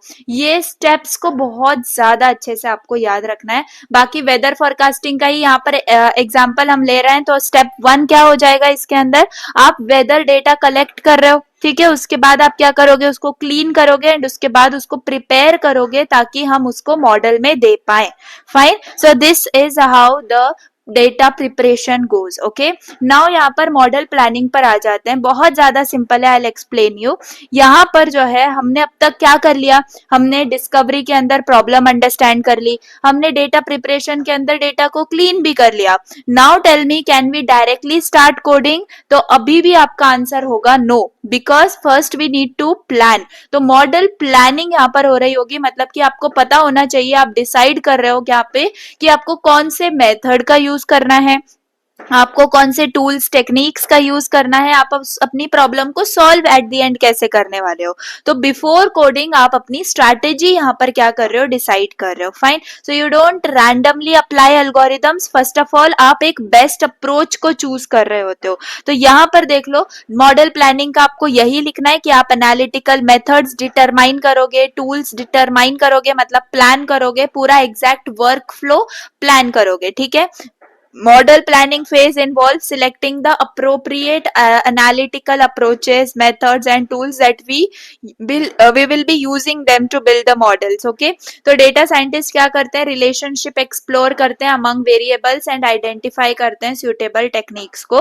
तो basically ये आप basic जो है ना याद रख सकते हो, simple formula है, आप मतलब simple एक mind में रख लो कि आप एक plan कर रहे हो, ठीक है, एक plan कर रहे हो best model तक पहुंचने का, ठीक है। नाउ की एक्टिविटीज के बारे में बात करें तो यहाँ पर आपको लिस्ट चाहिए होती है पॉसिबल अप्रोचेस की, मतलब कि आपके पास मॉडल्स की लिस्ट होनी चाहिए, सिमिलर टेक्निक्स की लिस्ट होनी चाहिए, है ना, ताकि आप उसमें से द बेस्ट वन को चूज कर पाओ। ओके, तो determining the numerous analytical methods, techniques and workflows and all, तो ये सारी चीजें आप डिटरमाइन कर सकते हो। लाइक एग्जांपल, आपको रिग्रेशन करना है, डिसीजन ट्रीज है या न्यूरल नेटवर्क्स है, तो ये सारे आपको डिटरमाइन करने पड़ते हैं। देन आप क्या करते हो, आप सुटेबिलिटी चेक करते हो मॉडल्स की, मतलब इवन इफ यू नो कि बहुत सारे मॉडल्स हैं, फिर भी आपको एक सुटेबल वन को चूज करना है, तो वो आप चूज करते हो, राइट मॉडल चूज करते हो ताकि आपको बेटर एक्यूरेसी जो है वो मिल पाए, है ना। Right model always will give you the right answer, लेकिन अगर एडवांस्ड मॉडल यूज किया एंड उतनी जरूरत भी नहीं है तो फिर एक वेस्ट ऑफ मॉडल भी यहाँ पर आपका हो जाता है। अब टेक्निक की बात करें, आप कौन सी टेक्निक यूज कर सकते हो, अगेन कोई भी आप रैपिड फायर टेक्निक को यूज कर सकते हो जो आपके प्रॉब्लम को मैच कर रही हो, ठीक है। तो यही सारी चीजें यहाँ पर लिखी हुई हैं। अब कौन सी टूल्स आप यूज करते हो to like for model planning basically, तो मॉडल प्लानिंग के अंदर यहाँ पर आप आर लैंग्वेज का यूज कर रहे होते हो, जिसमें statistical analysis and data visualisation आपको बहुत इजीली हो जाता है। आर यानी कि स्टैटिस्टिकल एनालिसिस के लिए आप इसको यूज करते हो, बस याद रखो। देन वेका है आपके पास, जो मशीन लर्निंग वर्क बेंच होता है for data mining. Okay, then machine learning के लिए सिर्फ आप इसको ऐसे याद रख सकते हो। ऑक्टेव है आपके पास जो कि न्यूमेरिकल कंप्यूटेशंस के लिए अंदर यूज होता है। स्टैटिस्टिका है, स्टैटिस्टिका आपका मार्केट रिसर्च के लिए यूज होता है। मैटलैब अगेन आपने यूज किया होगा, अल्गोरिदम डेवलपमेंट के लिए यूज होता है। तो एटलीस्ट 2 टूल्स याद रख लोगे तो भी आपका बहुत हो जाएगा, ठीक है। यहाँ पर ये मॉडल प्लानिंग है, तो this step involves EDA to understand, EDA का यहाँ पर यूज किया जाता है to understand relation between variables and to see what the data can tell us, ठीक है। तो कौन से वेरिएबल्स यहाँ पर आपको चूज करने हैं, we determine that. Common techniques यहाँ पर वही सारी रिग्रेशन एनालिसिस के अंदर आ जाती हैं। रिग्रेशन यानी कि आप प्रेडिक्ट क्या करते हो, आप वैल्यूज को प्रेडिक्ट कर रहे होते हो रिग्रेशन में, है ना। जैसे कि आपको प्राइस प्रेडिक्ट करना है, हाउस प्राइस या लोन प्राइस या कुछ भी आपको प्रेडिक्ट करना है, उसके लिए आप रिग्रेशन का यूज करते हो। डिसीजन ट्रीज है, डिसीजन ट्रीज के अंदर आप रूल बेस्ड डिसीजंस ले रहे होते हो, है ना। क्लासिफिकेशन के अंदर जो भी आप रूल बेस्ड डिसाइड करते हो, that comes under this. Then neural networks हैं जिसमें आप कॉम्प्लेक्स पैटर्न्स को यहाँ पर देख रहे होते हो। क्लस्टरिंग है आपके पास जिसमें आप सिमिलर डेटा को ग्रुप करते हो। टाइम सीरीज है जिसमें आप क्या करते हो, एनालाइज करते हो ट्रेंड्स ओवर टाइम, है ना। So this are the common techniques which are used, okay. Then यहाँ पर टेक्निक्स आपके पास देख लो, हिस्टोग्राम है आपके पास, ट्रेंड एनालिसिस है। तो बेसिकली यहाँ पर सिंपल से आप समझ पा रहे हो मैं क्या बोलना चाह रही हूँ। हिस्टोग्राम से आपको क्या दिख रहा है, आपको डिस्ट्रीब्यूशन समझ में आ रहा है अच्छा सा, हाँ चलो ये वाला जो है ना ज्यादा कैरेट्स यहाँ पर प्राइस ज्यादा है ना, समझ में आ रहा है, जितना ज्यादा कैरेट उतना उसका प्राइस ज्यादा है। तो ये हिस्टोग्राम से बहुत इजीली आप समझ पाते हो। ट्रेंड एनालिसिस से आप काफी इजीली पैटर्न ऑब्जर्व कर पाते हो, ओवर टाइम क्या पैटर्न चल रहा है ना। So this is how it goes. Output क्या होता है मॉडल प्लानिंग का, तो प्लानिंग होने के बाद क्या मिलता है हमारे हाथ में, क्या होता है, तो हमारे पास डेटा सेट मिल जाता है भाई, जिसको हम लोग ट्रेनिंग और टेक्स्ट टेस्टिंग के अंदर डिवाइड कर सकते हैं। हमें मॉडल मिल जाता है कि कौन सा मॉडल अब हमें इसके ऊपर जो है अप्लाई करना है। हमें इवैल्यूएशन क्राइटेरिया मिल जाता है कि कैसे हम अपने सक्सेस को मेजर करें, हमारे पास क्या है, एक्यूरेसी है, क्या है हम पर प्रेसिजन है, क्या चीज हमें जो यूज करनी है ना। तो ये सारी चीजें हमें एज एन आउटपुट मिल रही होती हैं of model planning. Model planning की यूज केस की अगर हम बात करें तो गाइस सिंपल है, train data versus test data की यहाँ पर बात हो रही है। तो train data is use to develop the model और टेस्ट डेटा को हम वैलिडेट करने की यूज करते हैं। मतलब मैं सिंपल आपको बताऊं कि आपके पास क्या है ना, काफी सारे कैट्स और डॉग्स का डेटा है, क्या है, कैट्स एंड डॉग्स का डेटा, इमेजेस है आपके पास। एंड अब आपने क्या किया है ना, इनको क्या कर दिया, ट्रेन करने के लिए दे दिया है मॉडल को। लेकिन आपको एट दी एंड पता है कि आपको मतलब ना चेक भी करना होगा कि आपका मॉडल कितना एक्यूरेटली डिसाइड कर रहा है या प्रेडिक्ट कर रहा है। तो आपने सबसे पहले आपके पास जो ये डेटाबेस है ना, इसके 80% को आपने क्या कर लिया, ट्रेन करने के लिए यूज कर लिया। मतलब अपने मॉडल को ट्रेन करने के लिए आपने यूज कर लिया, और जो बचा हुआ 20% है उसको आपने टेस्ट करने यूज किया। मतलब ये जो 20% है आपने इसको ट्रेनिंग के टाइम नहीं दिया है मॉडल को, मतलब the model is unaware of this particular data. तो ये डेटा उसके लिए क्या होगा, न्यू डेटा होगा। फाइन, तो ये वाला जो है ना test train data versus test data, वो यहाँ पर आपका यूज होता है। क्लियर हो गई बात, काफी ज्यादा सिंपली आपने समझ लिया होगा। कौन से टूल्स हम यूज करते हैं, आर, पाइथन, सास, मैथलैब, बस इतना आपको अच्छे से याद रखना है, इससे ज्यादा कुछ नहीं करना आपको। आर से आपको स्टैटिस्टिकल एनालिसिस और ग्राफ्स मिल जाते हैं। पाइथन काफी पॉपुलर है, हम एमएल और डेटा एनालिसिस में यूज करते हैं। मैटलैब आपका मैथमेटिकल कैलकुलेशंस के लिए है। सास आपका एडवांस्ड एनालिटिक्स के लिए। तो एटलीस्ट पाइथन याद कर लो, है ना, तो ये भी बहुत हो जाएगा। वेदर फोरकास्टिंग में हम कहाँ तक आ गए, तो वेदर फोरकास्टिंग के अंदर अब हम अपने एग्जाम्पल में मॉडल चूज करने पे आए हैं, जिसमें हमने देखा है कि भाई हमें क्या चूज करना होगा, हमें रिग्रेशन को चूज करना होगा, क्योंकि एट दी एंड हमें टेम्परेचर प्रेडिक्ट करना है, हमें कुछ क्लासिफाई नहीं करना है, हमें प्रेडिक्ट करना है। और टाइम सीरीज यहाँ पर आ गया है ना, time series analysis, why, because हमें वेदर के ट्रेंड्स को भी प्रेडिक्ट करना है। समझ में आ गई बात, बहुत सिंपल सा था ये। So this decision happens in model planning. Clear है, तो सिंपल रिवीजन याद कर लो इसका, क्या कि आपको ट्रेन डेटा क्या करना है, टेस्ट डेटा कितना रखना है, कब आपको सेम डेटा को यूज नहीं करना है, आप कोई टूल याद रख लो जैसे आर और पाइथन, दैट्स इट। इससे ज्यादा आपको इसमें याद नहीं रखना है, ठीक है। तो मॉडल प्लानिंग क्या है, जहां पर आप प्लान करते हो क्या, कौन से मॉडल को आपको यूज करना है, कैसे ट्रेनिंग टेस्टिंग होगी, एग्जैक्टली क्या आपको अपने मतलब एनालिसिस के लिए आउटपुट मिलने वाला है after model planning, okay. Now model building की अगर हम बात करें अगेन, तो यहाँ पर अब तक हमने क्या समझ लिया, हमने प्रॉब्लम अंडरस्टैंड कर ली डिस्कवरी में, हमने डेटा क्लीन कर लिया डेटा प्रिपरेशन में, हमने प्लान कर लिया अप्रोच को मॉडल प्लानिंग के अंदर. Now when do we actually build something is the phase which is this model building, है ना. मॉडल बिल्डिंग के अंदर अब हमारी एक्चुअली कोडिंग होने वाली है, ट्रेनिंग होगी मॉडल की, वैल्यूएशन होगा, वैलिडेशन होगा, ये सारी चीजें अब हमारे मॉडल के फेज में जो है होने वाली हैं. तो मॉडल बिल्डिंग के अंदर आप क्या करते हो, अब आपका जो एक्चुअल मॉडल है वो आप क्रिएट करते हो, आप अपने लॉजिक को जो है कोडिंग के अंदर, मैथ के अंदर कंबाइन करते हो एंड एग्जैक्टली अपने अप्रोच को डिजाइन कर रहे होते हो. ठीक है, तो मॉडल बिल्डिंग के अंदर on analysing the data we observe that the output is progressing linearly. पहले आपके पास सिर्फ ये ग्राफ था, अब आपके पास क्या आ गई, ये लाइन आ गई, जिससे आप समझ पा रहे हो कि एग्जैक्टली क्या इसका जो है ना आंसर है. आप अल्गोरिदम्स अप्लाई कर रहे हो, यहाँ पर लीनियर रिग्रेशन एल्गोरिदम आपने अप्लाई की है, आप डिसीजन ट्री जो होती है वो अप्लाई कर सकते हो. तो एक्चुअल कंस्ट्रक्शन आपका यहाँ पर हो रहा होता है. क्लियर है बात. की एक्टिविटीज की बात करें तो ये आपको बहुत अच्छे से पता है. सबसे पहले आपका आता है की फीचर सिलेक्शन.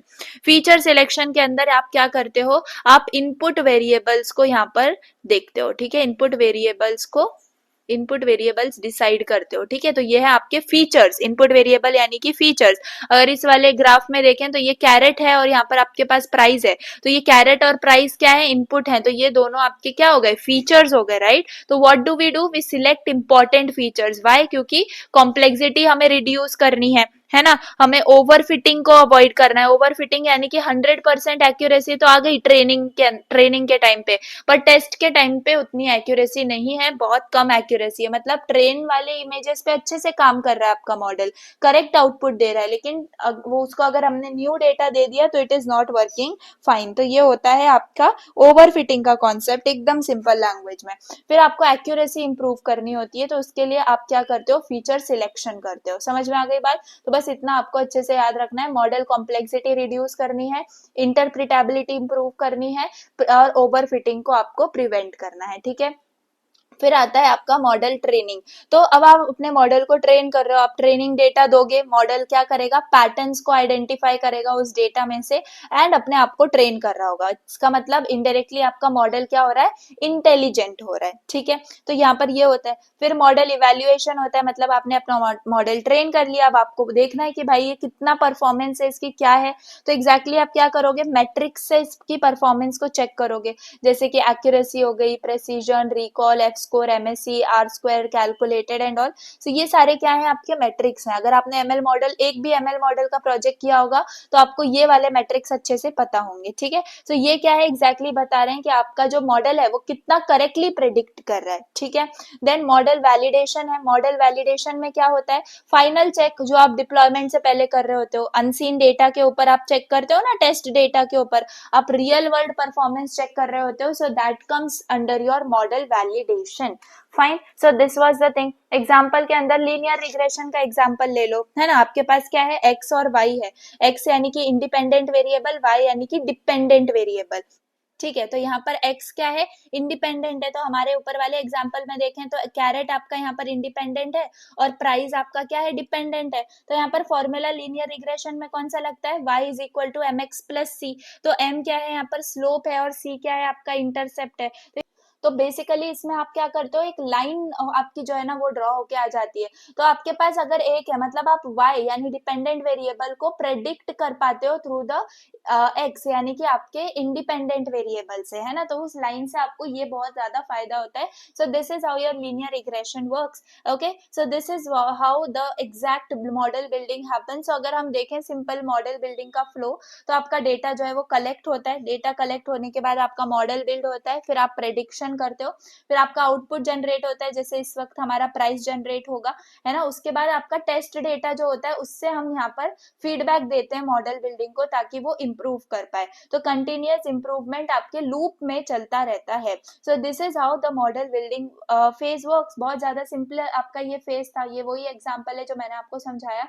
बाकी ये सारे मैट्रिक्स हैं, वैल्यूएशन मैट्रिक्स हैं, जो बहुत ज्यादा इंपॉर्टेंट है, आपको याद रखना with respect to academics as well as अगर आप प्रोजेक्ट बनाते हो, AML में इंटरेस्टेड हो, तो ये सारी चीजें आपको पता होनी चाहिए।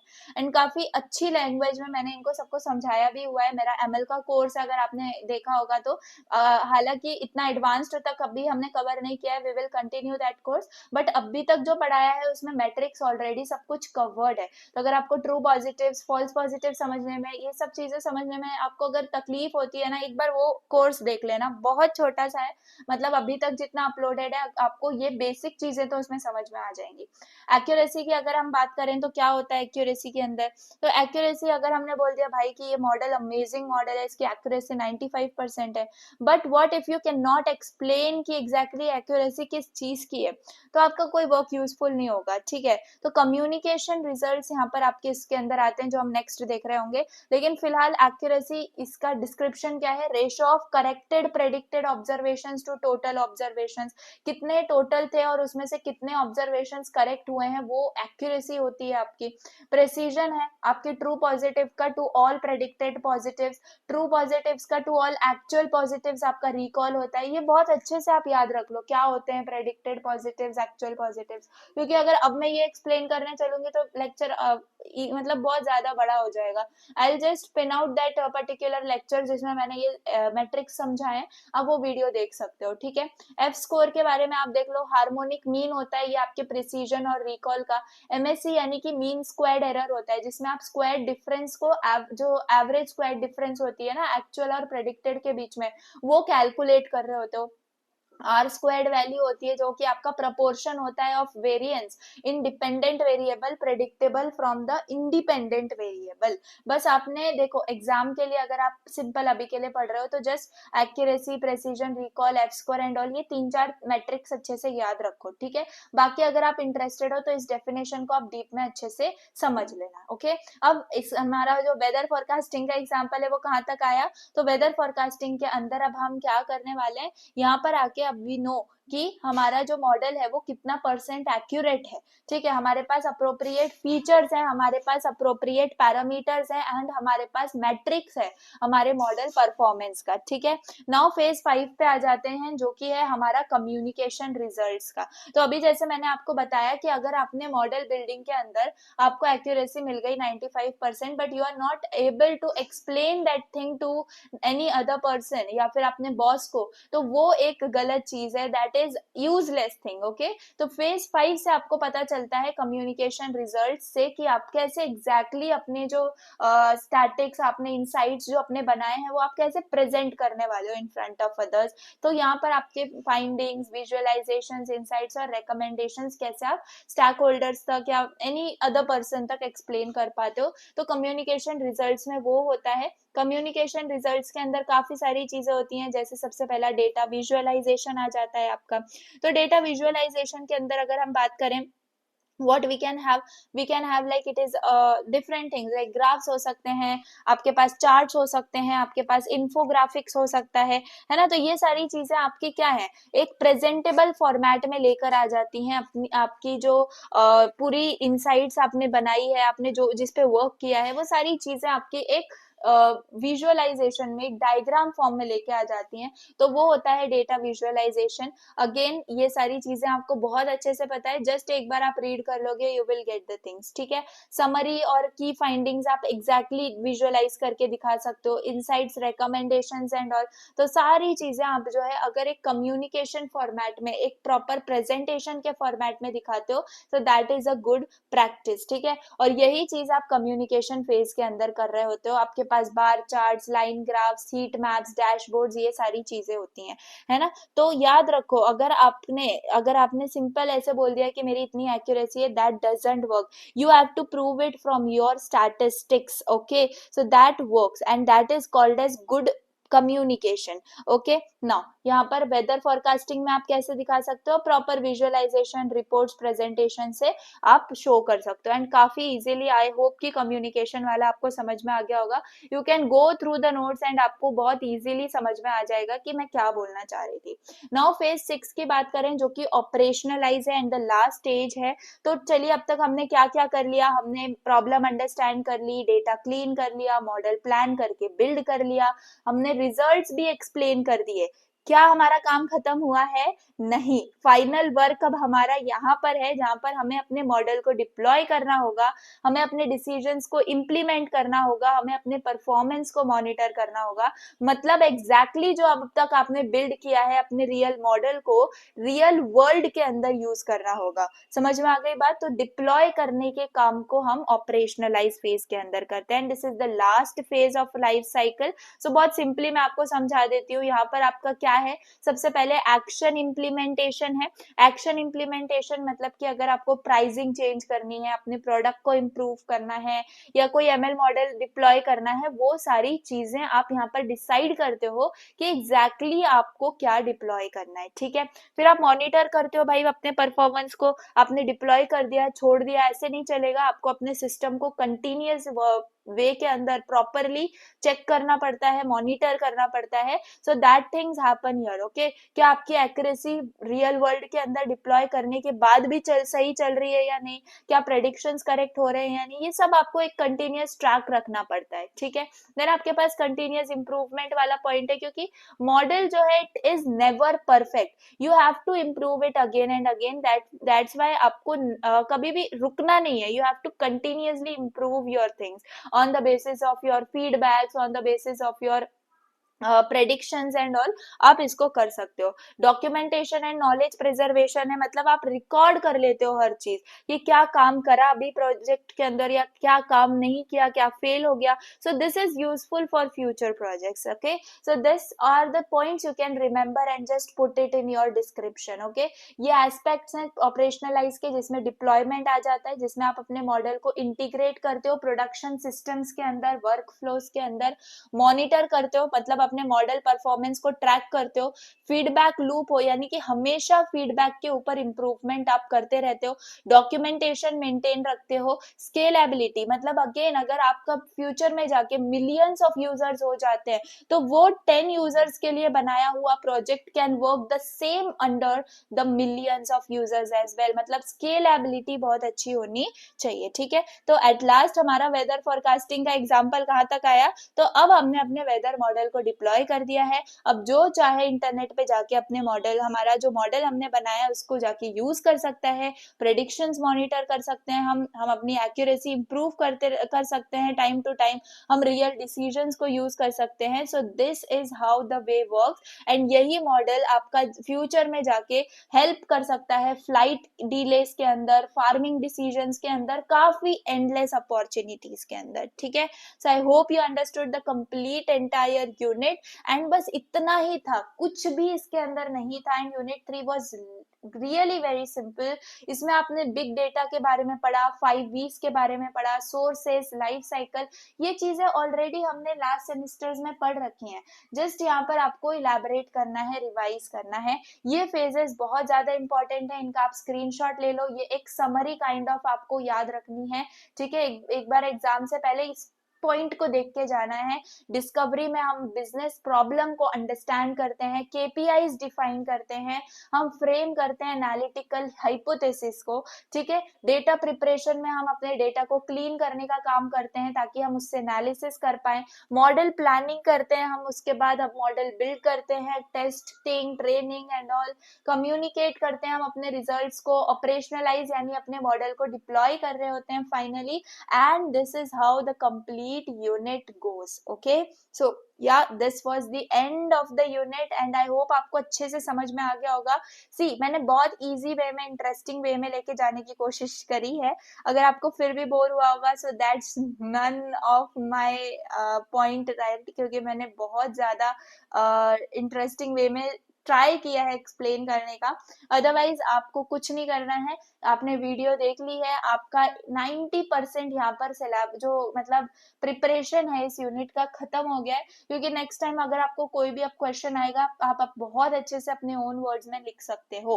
Okay, the next 10% will be very easily done by the notes, and ये नोट्स आपको यहाँ पर मिल जाएंगे। आई विल सजेस्ट कि आप कुछ नहीं, आप यहाँ पर ये बंडल ले लो, ताकि फ्यूचर में आपको कोई भी चीज की प्रॉब्लम ना हो। सारे सब्जेक्ट के मास्टर सोल्यूशंस एंड ऑल जो भी एक्स्ट्रा एडिशनल चीजें होंगी, वो सबसे पहले बंडल वाले स्टूडेंट्स को मिल रही होंगी। Okay, so that's all the thing. बाकी इलेक्टिव सब्जेक्ट का इनसेम का अवेलेबल है, I am not sure about endsem, क्योंकि मैंने यहाँ पर ये इनसेम के हिसाब से ही इनको डिजाइन किया था, ठीक है। अगर एंडसेम का आता है इन फ्यूचर में, अगर नोट्स बनाती हूँ तो डेफिनेटली आपको बंडल में मिल जाएंगे, अदरवाइज आपको नहीं लेना है बंडल, नो वरीज, आप जाके पर्टिकुलर सब्जेक्ट को जो है वो ले सकते हो बहुत इजीली, एंड एक क्लिक में आपके पास proper notes with master solutions available होंगे, ठीक है।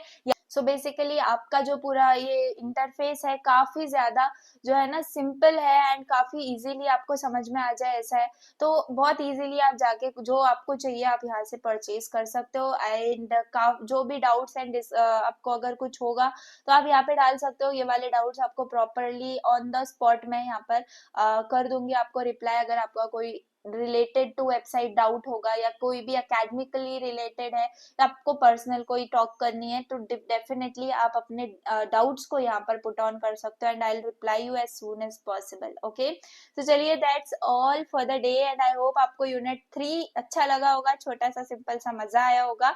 एंड अगर मजा आया हो तो प्लीज प्लीज लाइक कर देना, एंड सेशन को ज्यादा से ज्यादा स्टूडेंट्स तक शेयर करना, क्योंकि अगर मुझे व्यूज नहीं आए तो अनफॉर्चुनेटली मुझे वीडियोस को स्टॉप करना पड़ेगा, एंड आप लोग सिर्फ और सिर्फ नोट्स पे डिपेंड हो जाओगे जिन्होंने परचेज करे होंगे या नहीं करे होंगे। तो अगर आप चाहते हो कि मैं आपको वो सारे नोट्स एक्सप्लेन भी करूं ताकि आपको गो थ्रू करने में बहुत इजी हो जाए, तो डेफिनेटली मुझे व्यूज चाहिए, एंड आप लोग शेयर करने चाहिए, ठीक है। तो लाइक्स मैं देखूंगी इस वीडियो के, आपके कमेंट्स देखूंगी। आई होप आपको सब समझ में आए हो, एंड आई होप आपको वीडियो पसंद आई हो। तो चलिए that's all for the day, and thanks for watching.